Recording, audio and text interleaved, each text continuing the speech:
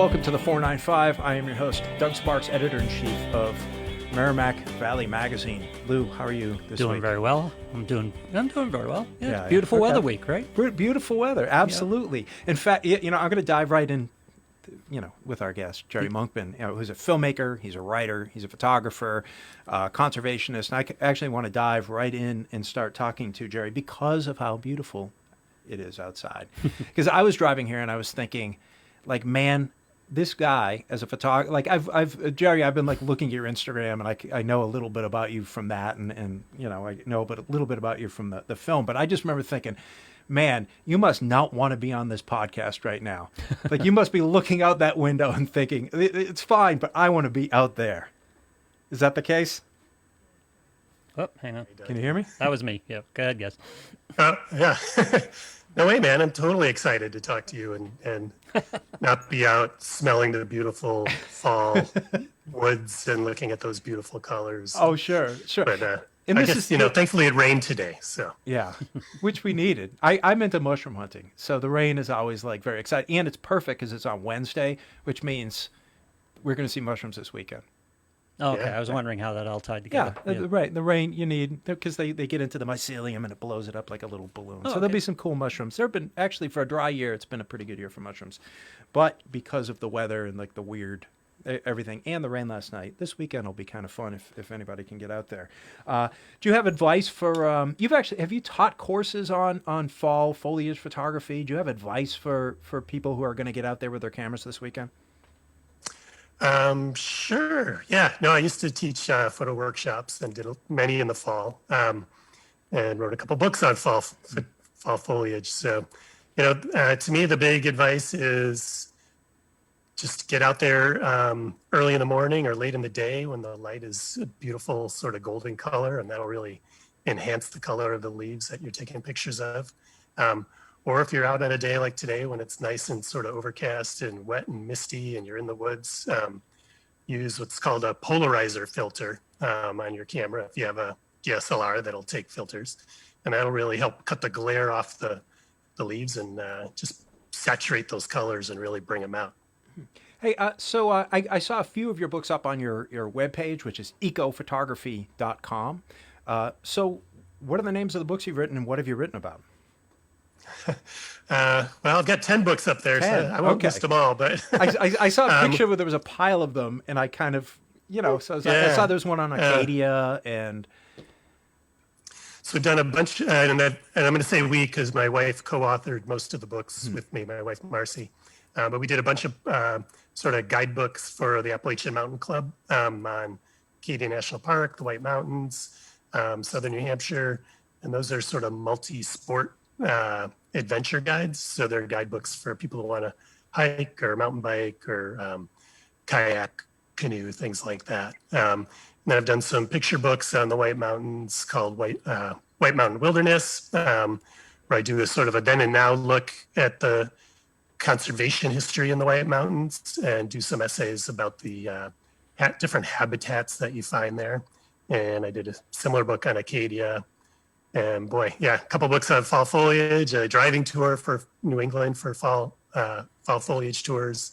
And I even did a book on how to take pictures 7 or 8 years ago. Okay. And so if people want to get a hold of these books, they can order them through your website? You're better off going to Amazon, actually, or any other sort of online retailer that you like to shop with. Because I don't have a lot in my studio right now. So. And they can actually give you a better deal than I can. Yeah. So hey, I wanted to see. I'm down in Massachusetts, so I go hiking a lot on the weekends when I have time, and I love hiking. I go to Harold Parker, and I go to kind of smaller trails in this area, and I've definitely seen a change this year because of COVID, and more people are getting out there, which also means I think you're seeing people do sort of foolish things. But I'm wondering what it's like up in New Hampshire, where you're even, more kind of out there in nature and wild. Are you seeing people do bizarre things or dangerous things on the trails? Honestly, most of my summer this year was working in Maine, so and far northern Maine where nobody goes ever. Okay. So you didn't see the crowds of people out there, with transistor radios. I would go days without seeing people. Yeah, But Interesting. my understanding from friends who live in the White Mountain region is that it's definitely much busier on the hiking trails than ever before, and that there are some visitors who are not sort of your traditional outdoors hiking crowd that don't necessarily understand some of the ethics involved with being in the outdoors. So there's more trash around. There are, some more trampling kind of things going on. But I think that's more due to people not having the experience or the education who are doing these things as opposed to, the sort of normal visitors we get. Yeah. So I'm just curious. So you're just looking at your social media, looking at your Instagram, looking at your Facebook a little bit. You seem to kind of do everything related to the outdoors, as far as I can tell, like mountain biking, hiking, skiing. Like, does that keep you in shape, or because you're doing so much, you also have to run and lift weights and do a bunch of other things? Yeah, I've definitely put on some pandemic pounds. I can admit to that, and haven't had a haircut since February, so I'm growing hair and growing belly fat this year. But yeah, it seems to depend on the year. But a lot of years, my projects definitely do keep me in shape. But I, typically try to go to the gym regularly when I'm at home, but I haven't been doing that this year. So, but I do need to do something to stay in shape, because my assignment work isn't always consistent enough to keep me in a good enough shape to be out there. So I got to work on it in between. Yeah. So you grew up in Illinois. We were talking about this before the show. Where did the interest in nature develop? Were you young when that started? Did you get it from your dad? Did you get it from your mom? Where did the interest start? Yeah, I grew up actually in a suburb of Chicago, but our house was at the end of a dead-end road next to about 3,000 acres of woods and farms and rivers and streams. So as a kid, I basically spent my childhood lost in the woods and having a blast doing it. My parents didn't instill any of that in me, but it just became part of who I am from that experience. And when I moved out here after college, I immediately was attracted to the White Mountains and the Maine woods, and wanted to get involved with conservation because of that. Why'd you move out here? My wife and I both had family that both of our moms grew up in New England, so we both had a lot of experience coming out here on vacations, and we just loved it better than the Midwest. We loved the ocean, we loved having the mountains nearby too, and it was really seemed like an exciting place for us to move to from the suburbs of Chicago. Sure. So what came first, the interest in nature and the outdoors, or the interest in art? I would say the interest in the outdoors. I always had photography as a hobby since the time I was probably 10 or 11. And it was always fun for me, but it was never anything I did very seriously or considered it something I aspired to from a career perspective. But the outdoors was always really important to me, even all through college. I'd go camping with friends, and that was always what I was felt most at home, was when I was out in the outdoors. But once we moved here to New England, I don't know, I found photography became more exciting to me, and I wanted to share the adventures my wife and I were having. And then when I wanted to get involved with conservation, I realized I wasn't necessarily the type of person that wanted to work in a big organization. And a lot of the conservation jobs that I was coming across that were available at that time were more sort of knocking on doors, canvassing, asking for money kind of stuff. And that was definitely not my personality. So I thought that, photography was something I really loved, and maybe there was a way I could contribute to conservation using my eye and my art. Yeah. At least on the surface, right? I know we don't get beyond that looking at someone's Instagram, but you seem to be lucky. I mean, it's like, I love nature. There's a lot of people who love nature, but they're inside most of the time, so they get to dream about it. But you seem to have carved out somehow a job that plays to who you are, to your personality. Is that true? Are you lucky? Absolutely. there was a lot of hard work to get to what I'm doing, but I would say that every day I'm really grateful that I've gotten to this point where this is my career, and that I'm blessed to have clients that send me out into some really beautiful, cool places on a regular basis. But yeah, no, I was a computer programmer. I did COBOL programming in the 90s for about 10, 11 years. And I knew even then that this was what I was meant to do.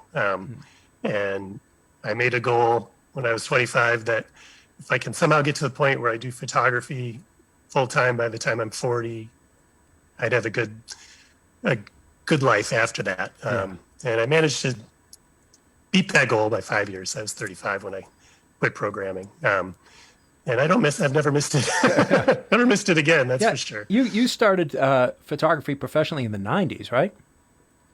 Yeah, so even when I was programming, I was selling stock, doing some magazine assignments occasionally, and even our first two guidebooks that we wrote, I did while I was still doing the computer programming. And, so that was the end of the 90s. So that was during the whole Y2K scare and boom for programmers. So I was able to work on a consulting basis. I would work 3-4 days a week doing that, and then 3-4 days a week doing the photography.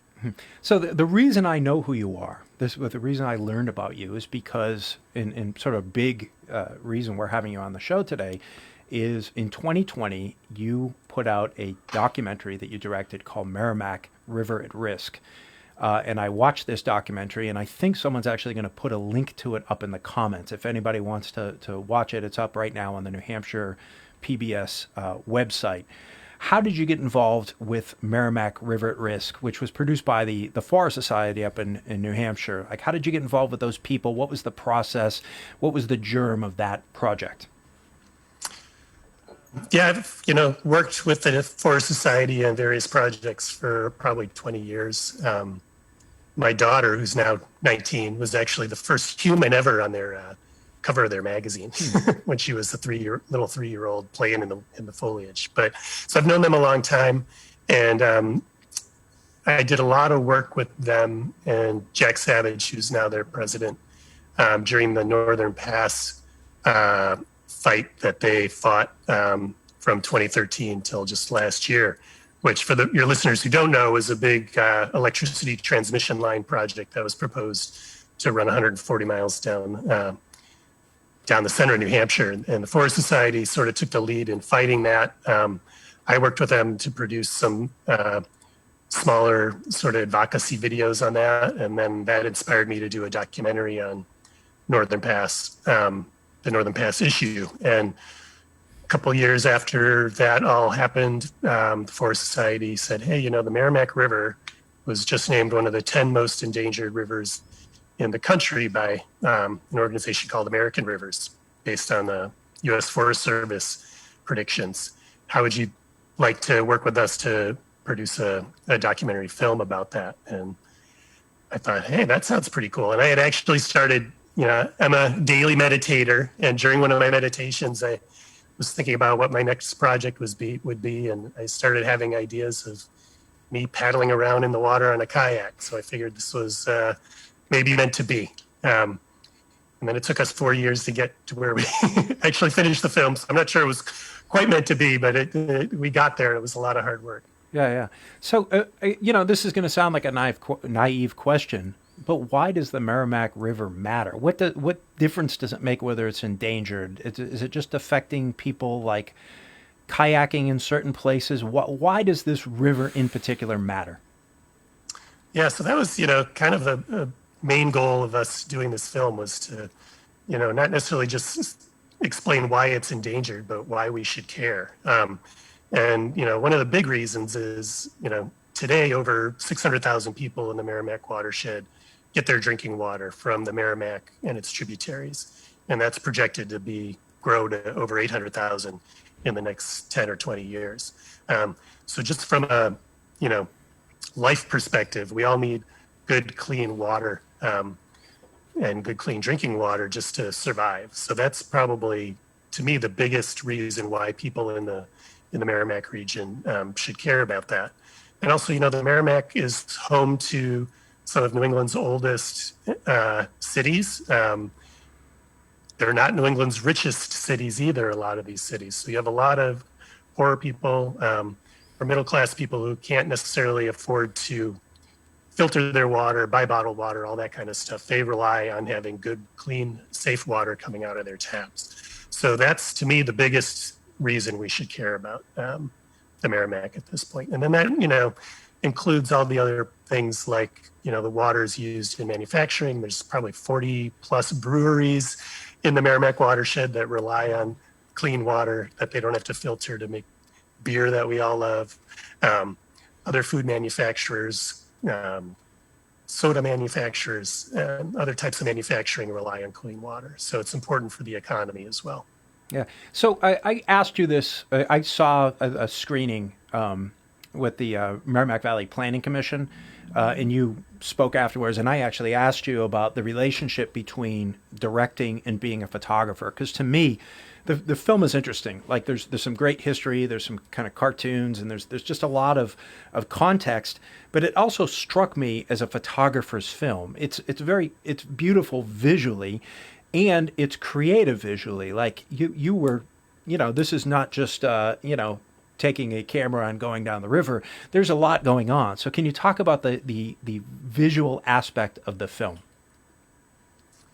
Sure. Yeah. For me, that's the most natural part of filmmaking is the visual part. And when I first started photography, my true love was landscape photography. So, there's a lot in this film that is big landscapes.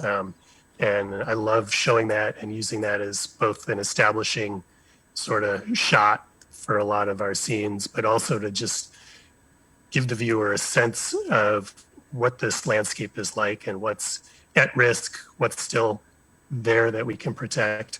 But then, as a storyteller, and, I think I learned some of that through actually having to being a writer too. Like even though I wrote guidebooks, it's sort of this process of taking a lot of, disparate pieces of information and somehow finding a way to make it simple enough that people can grasp it easily. And I feel like a documentary has some of those qualities in it.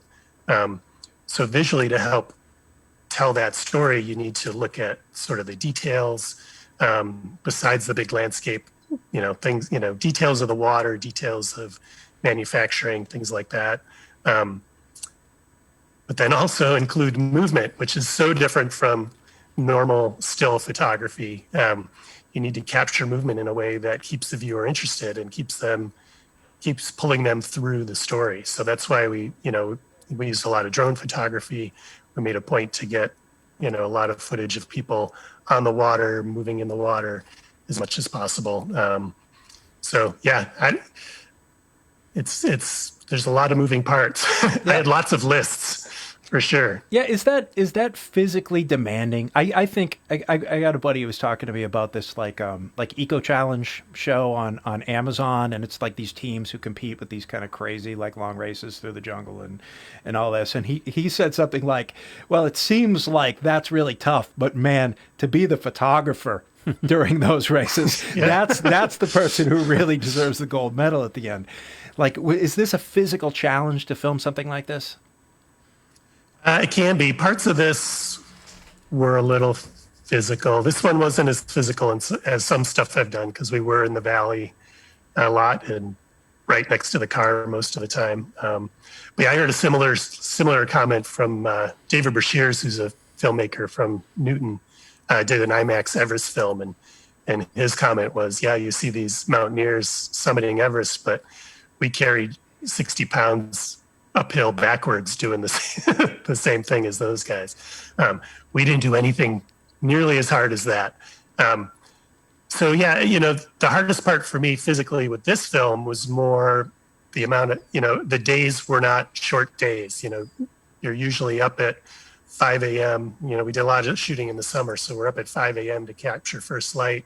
We're filming pretty much all day and shooting till 9 o'clock. I come home and have to dump all that footage off my memory cards which takes a few hours, and then get up the next morning and do it again. So a lot of it's fatigue more than physical challenge with a film like this.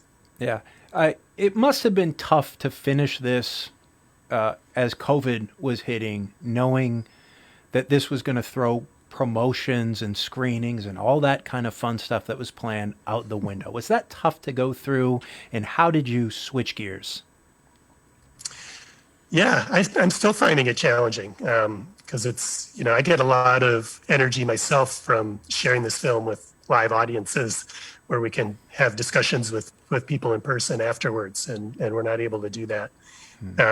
But Jack Savage at the Forest Society decided pretty early on that our best option was to talk to public television, and that would be a good way to sort of pivot and get this in front of as many people as possible. And right now TV has a pretty captive audience. So overall, our goal has always been to get as many people to see this as possible, and that seemed like a great way to get it out there quickly to tens of thousands of people. Yeah, and you've done some screenings, like I mentioned, the Planning Commission. You just did, I think, what was it, last week or the week before, a screening with the Watershed Council? Correct. Yeah, we've done 3 or 4 so far, sort of Zoom screenings with different organizations. Yeah. And we're getting anywhere from 50 to a couple hundred people on those screenings. So I'm very happy with that. Yeah. And, sorry, go ahead. And are there any of those screenings coming up that we should be aware of? Right now, we do not have any scheduled. Yeah. Hey, so if people after the show, of course, wait a little bit and they go and they watch the film, maybe they'll, especially because of the weather, they're going to be on a nature documentary kick. Do you have particular nature films that you really like? Do you have favorites? I love any of the David Attenborough stuff. Yeah. Any of those BBC films are just amazing. Boy, I'm totally blanking. I'm putting you on the spot. I know. I know how it goes. I'm making it hard. Totally blanking. I could see a lot of them, but I can't remember any of their names at the moment. Well, part of the reason I ask is now that you've tackled this huge project, the Merrimack River, is like, what's next? Do you feel like, there's this big, ambitious dream project? I would love to be able to do this. I'd love to be able to do that. Are you thinking in those terms right now? A little bit. I'm also mostly thinking about parenting my teenagers till they're out of the house. Yeah. So getting close to that. But as a conservation photographer, it's, I've been doing that for 25 plus years, and I don't feel like we're really near the end of conserving our planet. If anything, things have gotten scarier. So sure. I definitely have ideas. I don't have a plan for a next project at this point. I like the idea of working on rivers. So I do have ideas for some other big kind of river projects, but I'm going to hold on to those right now because I don't want to promise anything. Yeah. So hey, I had a kind of an oddball question for you, and maybe it's something you've thought about, maybe it isn't. I noticed you got an award from New Hampshire Fish and Wildlife. Yep. And one of the things I find interesting about this discussion and discussions around this topic is I think people have this conception in their minds where on one side of the environmental debate, you kind of have, hippies, basically hippies, environmentalists, and, what have you. But there's also people out there who are deeply involved in conservation efforts who are often forgotten about. And I'm talking particularly about hunters. An organization like Ducks Unlimited and people involved in fish and wildlife. And I think people sometimes forget how important their role is in keeping public lands public. Do you think about that? Are you involved with like the hunting community at all? And do you think about their relationship to the overall effort to preserving public space? Yeah,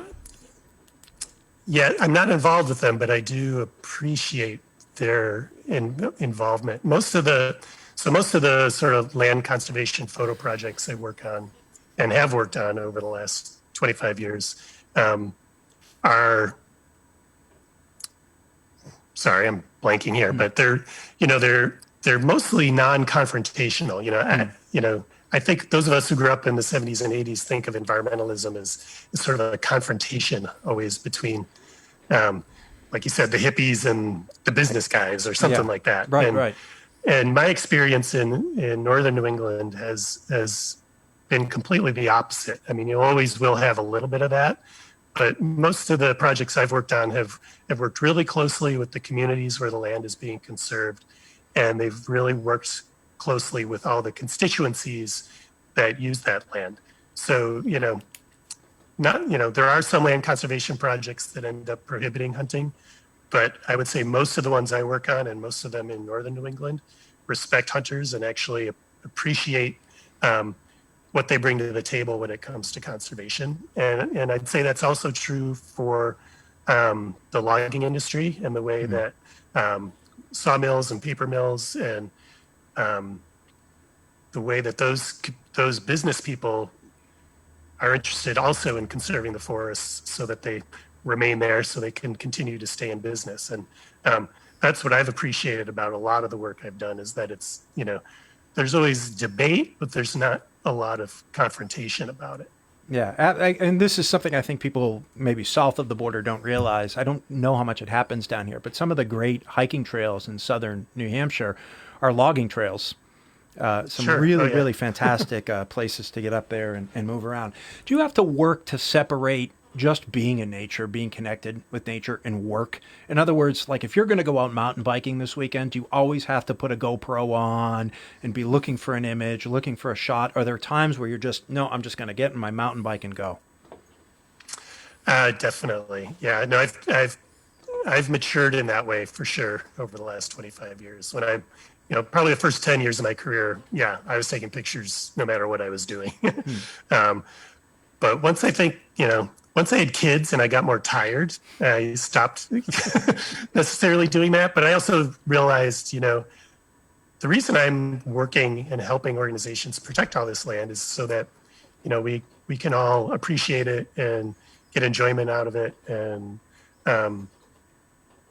if I'm never doing that because I'm working, then I'm sort of losing out on all the benefits of this work. So, I go out a lot now without my camera. Yeah.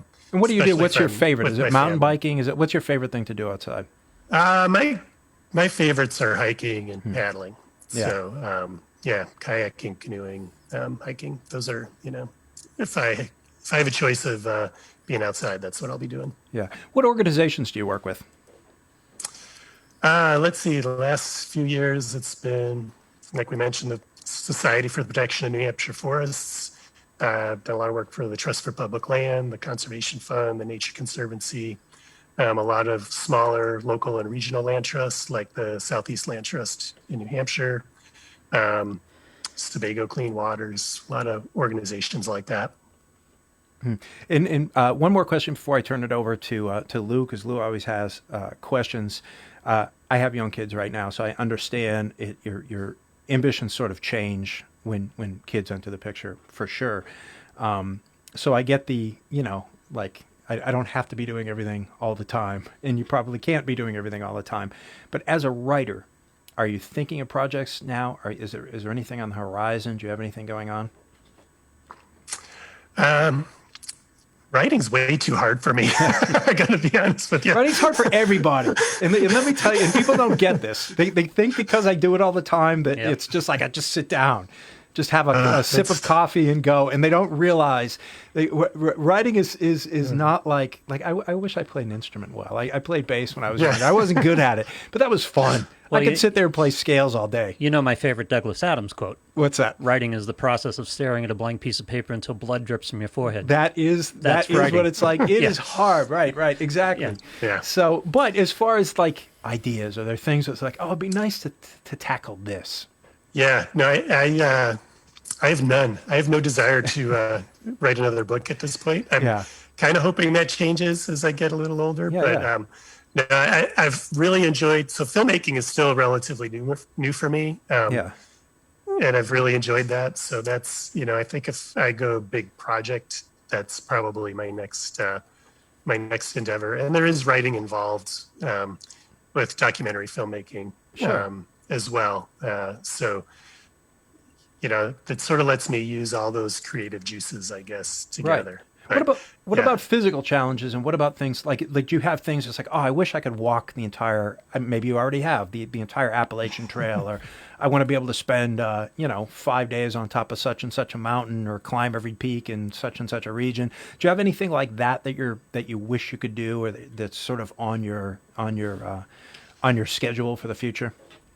Yeah, I mean, I guess I don't have anything on the schedule, but have fantasized about doing sort of a through paddle of the Maine coast. So, like I said, I live in Portsmouth, so I basically start here in Portsmouth and paddle up to Lubec, Maine. And I've seen that some people have done it. It takes about a month or so, and that would be something that I think would be just a great challenge, and also just an amazing way to spend a month. I have to figure out how to get a month off and fund something like that. Sure. But that would be sort of my local physical challenge if I was going to do something like that. For people who can't conceive of that, like what's that like as far as planning? Like, how do you eat if you're out for a month? Do you pack a month worth of granola into your backpack? Like what goes into the planning of 1 month on the river?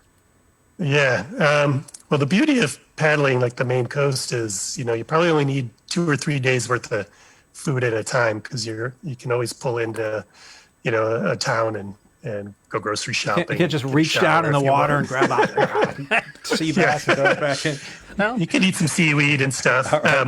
But Maine is blessed with so many islands that north of, starting at Casco Bay in Portland, there are basically islands all within, a half day to 1 day's paddle apart that have campsites on them for the entire stretch of the Maine coast. But if I were to do it, I would be for sure stopping in places like Booth Bay and Camden and getting my fill of some good restaurant food and stuff Sure. like that. The hardest part's, navigating when the seas are big, because you can definitely, be paddling in 6-8 foot seas some days. And the fog is obviously a real danger in the summertime on the Maine coast.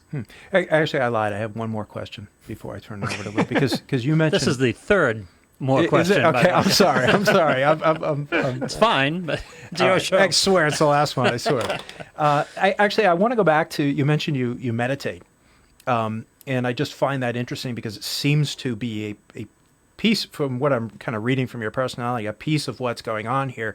Do you have a particular meditation practice? Do you come from any sort of system or background? How often do you meditate? Talk a little bit about how that fits into what you're doing. Yeah, I do a very simple mindfulness meditation, 15, 20 minutes a day. And most of the time I actually use the Headspace app, which is a great meditation app for guided meditation. Although I've been doing it now for 7 or 8 years, and I can pretty much do it on my own if I want as well. But it's something I try to do first thing in the morning most days, just to help me sort of, I guess, focus a little. And especially, I think we're all really prone to distraction right now. I'm finding days where I can't even count to 3 without losing count because of everything that's going on with COVID and school and all this kind of stuff. But I started it because I had a cancer battle 7 years ago, and I started doing that as a way to just sort of relax my mind a little from the stress of going through that, and learning to deal with both the sort of the mental pain and the physical pain of going through chemo and surgeries and all that sort of thing. And then I found that I really enjoyed it. It gives me a nice fresh start to the day. I feel more energized when I start my day. And the irony is, before I started doing that, I felt like I never have time. I don't have time in the morning to meditate or go for a run or do both. I got to get in and start working. And once I started meditating, I found myself much more productive and getting more done in less time. Yeah, I mean, it also kind of puts you in a lineage of a very old tradition, right? Of so if this was ancient China, you would do whatever Taoist meditation or something like that, and then write nature poetry. They didn't have photography, and I think nature poetry in some of your photography, there's a sort of connection there. Yeah, and I mean, I feel like I'm in a meditative state a lot of times when I am working. I definitely detach a little from my body sometimes when I'm on a shoot, and everything's working perfectly. There's definitely an almost spiritual quality to that happens, and I'm pretty excited when that happens. I don't realize it's happening till sort of the moment's over, and then I'm like, wow, that was pretty special. So I'm grateful for those moments, but I think they probably come more now because I have been practicing this as a skill.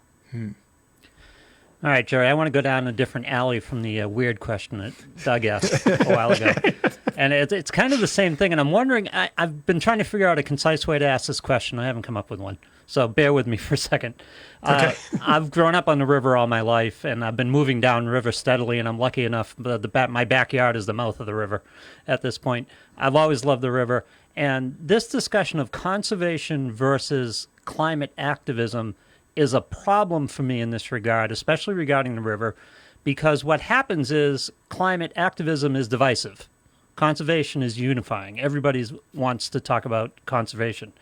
When you were putting this film together, did you, and in your effort to get everybody to see it and buy on, did you try to avoid the climate activism? Because when we talk about the river, I get frustrated because people start talking about seas rising and sea turtles and plastic and all that stuff. And I'm thinking, that's great. Can we stop the combined sewage overflows, and can we stop the needles in the river? Those are my concerns. It's more of a conservation thing. Do you recognize that difference? And I understand guys who are into conservation, if we drew a Venn diagram, there's a pretty big crossover between climate activism and conservation. Do you try to skirt that line at all? Is it part of your thinking when you put a film like this together? It is. I mean, my part of my thinking for this film was, not to just spew data and facts out there about what's wrong with the river and what's wrong with our climate, because us communication folks are learning that science doesn't persuade necessarily. Mm-hmm. It helps people understand when they want to understand. So what I wanted to do is create a film that explained what the risks are to the river in ways that were, sort of more hit home more, were maybe a little more emotional. CSOs are definitely emotional. And are a little more accessible, because if I have a problem because I can't go in the river for a few days because of a CSO, that's the problem I want to deal with. I don't want to deal with climate change and SUVs and things like this. I want to get one of the cities or towns to do something about their CSOs and mitigate it. I want to get a congressman to help to get the funds to do it. I don't want the big global issue. I want the Merrimack River issue right now. And I think it's important to focus on that at times. Yeah, and we did talk about climate change because, sure, it's pretty obvious climate change is going to impact the amount of the frequency of CSOs. If we don't tackle that problem, it's going to exacerbate erosion and pollution in the river. So that was part of what we needed to talk about. But we really wanted to get the point across that, the river has a lot of problems that affect a lot of people, and maybe not every problem affects everybody, but I bet everyone in the watershed is affected by at least 2 or 3 of the problems we discuss in the film. And they're not things that you can necessarily debate. They're pretty much fact. And a big solution to all these problems is conserving forests, because the more forests we have, the less pollution we have in the river, and the more levels of the river are consistent, temperatures in the river are consistent, and it solves a lot of the problem. It can't solve CSOs completely. It can't solve needles in the river, obviously, but having lots of good, fresh, clean, cool water entering the system makes it a lot easier to fix all of our other problems. All right. On a lighter note, putting your wife aside and your kids aside, being an environmental photographer and a conservation filmmaker, has anything in your life been more well-received or better for you than drones? I mean, are you enjoying working with the drones? They're fun. I have to admit, I was a reluctant drone adopter because my first few encounters with them were when I was out in a place where I didn't want to experience anything like a whiny weed whacker flying above my head. And when you're a photographer or even like a filmmaker who's just shooting sort of landscape B-roll, you can be out there and not really bothering anybody. But if you're flying a drone, you might not even know you're bothering people because you're buzzing people who you don't even see sometimes. So I was reluctant to get into it, but it became pretty obvious to me a few years ago that it was a really useful tool for telling all kinds of stories. And a film like The Merrimack River at Risk would have cost us probably $1 million because the aerial footage cost would have been about 800 grand. And instead I used a $1,500 drone, which cost, nothing extra every time I flew it. So there's such useful tools. And I do think, part of my problem 5 years ago was there weren't a lot of rules yet. There wasn't a lot of etiquette built up yet on how best to use these things. And we're starting to, we definitely have better rules now, and we're starting to get some etiquette, although I've still seen people flying them in tops of mountains in national parks and where it's not allowed and things like that. So not everyone gets it, but. So did you take care of what my biggest concern with drones is? In other words, do you have insurance on the drone in case it goes in the river? I do, yes. Yeah, I'll bet. And I did crash one drone during the making of the film. And, oh, did you? Actually, my insurance was up on that one. My insurance only covers 2 crashes. And was that, was that pilot error or was it out of your control? I honestly don't know. It literally just dropped out of the sky, which could be pilot error. There's a way with the joysticks where you can cause that to happen, which I don't think I did it, and I can't think of any other reason why that would fall unless there was some real strange battery issue or radio interference issue. But yeah. So hey, before we wrap things up, I wanted to ask you something because it comes up in the film, and I've spoken with people who've seen the film, and they were surprised at this too. I'm a nature guy, and I was kind of like, wow, I never thought of it this way. And you just mentioned it. You mentioned there's a relationship between the health of the river and the health of the woodlands and the health of the forests. Why is that? Well, because the forests and the wetlands in the forests, all of that is what filters the water that ends up in the Merrimack River. So the Merrimack River is not just the river that we see when we drive from Newburyport up 495 and then up 93. The water in that river comes from the White Mountains. It comes from Lake Winnipesaukee. It comes from all the way out in Fitchburg. It's the 4th largest watershed in New England.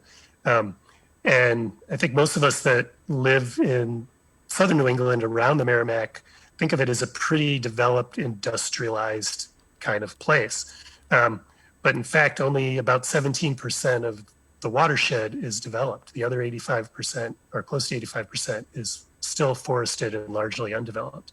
And so you have all that clean water coming into the system. If you start developing in that 85% with roads and parking lots and roofs, that reduces the filtering capacity of the river and more pollutants wash into it. The water rushes in faster, you're more likely to get more erosion, and you end up with more polluted river downstream water that's harder to treat and sometimes not something you want to swim in or fish out of. Well, I hope everyone checks out the film. It should be in the comment section right now. I think Steve from Merrimack Valley Magazine was going to put it up in the comment section, so you can go and watch the film. Please, I encourage everybody to check it out. Also, you can go to Jerry Monkman's website, ecophotography.com, and learn more about him and the sort of stuff he's doing. And don't be afraid to head over to forestsociety.org and learn about what they do. Jerry, thank you so much for being on the 495. I really, really appreciate you coming on today and speaking with us. You're welcome. This was great. Yeah, this is absolutely fantastic. Hey, thank you so much. Before we leave today, Lou, I wanted to mention something. Speaking of nature, yes, I'm going to be up in the White Mountains next week Good for you. for my first family vacation since 2019. I have not stopped working since this pandemic started, and I am ready to go into the White Mountains myself. Yeah. And to meditate. I'll bring my meditation cushion and a stack of DVDs or something, and we're going to tune out, which means there is going to be a 495 As next a week. cell phone for your daughter? Cell phone service for your daughter? Where you go? Well, she's not old enough for the cell phone yet. We'll be able to stream and do all that kind of stuff, but we're going to try to detach as much as we can. But the show will air next week. The host is going to be the publisher of the magazine, Glenn Prezano, and he has a unique style. I'm sure everyone's going to enjoy. If you don't know about him, I'm sure you're going to have a great time with him. And he's going to be interviewing someone you know well. Oh, I know her very well. I'm looking forward to this. The style editor of MVM, Lisa Pelletier, is going to be the guest. She had a podcast. You've worked with her before. Valley Girls, yeah. Valley Girls. What should people expect from Lisa Pelletier? Oh, lots of fun. Lots of fun. Lots of energy, lots of fun. She doesn't hold back. No, she doesn't hold back. So anyways, even though I won't be Her here... and Glenn will be an interesting combination, too. I'm looking forward to that, too. It could go off the rails, maybe to the delight of viewers everywhere. The more off the rails it goes, maybe the better. So anyways, definitely please tune in next week and watch that. So thank you, Lou, so much. And Have I'm a great see trip. you. Have I'll fun. see you. I'll see everybody else in 2 weeks.